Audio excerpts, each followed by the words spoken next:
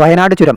ബ്രിട്ടീഷുകാരുടെ ബുദ്ധിയിൽ തെളിഞ്ഞ ഈ ചരിത്രപാതയുടെ പൂർത്തീകരണത്തിന് സ്വജീവൻ നൽകിയ ഒരാളുണ്ട്. കരിന്തണ്ടൻ എന്ന ആദിവാസി യുവാവ്. വയനാട് നിന്നും കോഴിക്കോട്ടേക്കുള്ള ദൂരം കുറയ്ക്കുന്നതിനായി ബ്രിട്ടീഷുകാർ പല വഴികളും ആലോചിച്ചു. പക്ഷേ അതൊന്നും ഫലം കണ്ടില്ല. വയനാടൻ കുന്നുകളുടെ അടിവാരത്ത് ആടിനെ മേച്ച് നടക്കുകയായിരുന്ന കരിന്തണ്ടൻ എന്ന അജാനുബാഹുവായ യുവാവിനെ കണ്ടതോടുകൂടിയാണ് ബ്രിട്ടീഷുകാരുടെ ആലോചനകൾക്ക് ഒരു ഫലമുണ്ടായത്. കാടിൻ്റെ ഓരോ മുക്കും മൂലയും അറിയാമായിരുന്ന കരിന്തണ്ടൻ്റെ സഹായത്തോടെ ബ്രിട്ടീഷുകാർ അടിവാരത്തു നിന്നും ലക്കിടിയിലേക്ക് ഒരു എളുപ്പവഴി കണ്ടെത്തി. പക്ഷേ തങ്ങൾ പലതവണ ശ്രമിച്ചിട്ടും നടക്കാതിരുന്ന കാര്യം ഒരു സാധാരണക്കാരനായ ആദിവാസി യുവാവിൻ്റെ സഹായത്തോടെയാണ് കണ്ടെത്തിയത് എന്നുള്ളത് സൂര്യനസ്തമിക്കാത്ത സാമ്രാജ്യത്തിൻ്റെ ഉടമകളെന്ന് അവകാശപ്പെടുന്ന ബ്രിട്ടീഷുകാർക്ക് അംഗീകരിക്കാനായില്ല. മാത്രമല്ല, ഈ കണ്ടുപിടിച്ച പാത കരിന്തണ്ടൻ മറ്റാർക്കെങ്കിലും കാട്ടിക്കൊടുക്കുമോ എന്നുള്ള ഭയവും ബ്രിട്ടീഷുകാരെ അലട്ടി. ഒടുവിൽ അവർ ഒരു തീരുമാനത്തിലെത്തി. ഈ പാതയ്ക്ക് കാരണക്കാരനായ കരിന്തണ്ടൻ ഇനി ജീവിച്ചിരുന്നുകൂടാ. ശാരീരിക ബലത്തിൻ്റെ കാര്യത്തിൽ കരിന്തണ്ടൻ്റെ മുന്നിൽ നിന്ന് നേർക്കുനേർ ഏറ്റുമുട്ടാൻ ഒരു വെള്ളക്കാരനും ധൈര്യമുണ്ടായില്ല.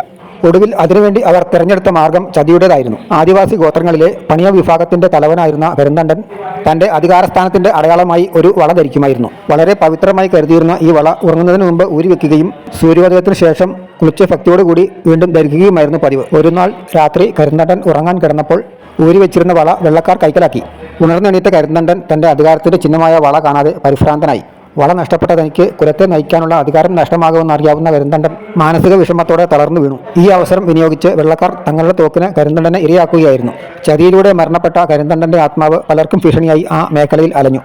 ഒടുവിൽ ഏതോ ഒരു മന്ത്രവാദി കരിന്തണ്ടൻ്റെ ആത്മാവിനെ ചങ്ങലയിൽ ആവാഹിച്ച് ലക്കിടിയിലെ ഒരു മരത്തിൽ ബന്ധിക്കുകയായിരുന്നു എന്ന് പറയപ്പെടുന്നു. ഈ ചങ്ങലമരം ഇപ്പോഴും വയനാട്ടിലെ ലക്കിടിയിൽ കാണാം. കരിന്തണ്ടനെക്കുറിച്ച് ആധികാരികമായി എഴുതപ്പെട്ട രേഖകൾ ഒന്നും തന്നെ ഇല്ല. ആകെയുള്ളത് ലക്കിടിയിലെ ചങ്ങലമരവും അതിനെ ചുറ്റിപ്പറ്റിയുള്ള കെട്ടുകഥകളുമാണ്. ഇനിയൊരിക്കൽ വയനാട് ചുരം കയറുമ്പോൾ കരിന്തണ്ടനെ കൂടി നമുക്ക് ഓർക്കാം. ലക്കിടി വ്യൂ പോയിന്റിൽ നിന്നുള്ള വയനാട് ചുരത്തിൻ്റെ കാഴ്ച അതിമനോഹരമാണ്.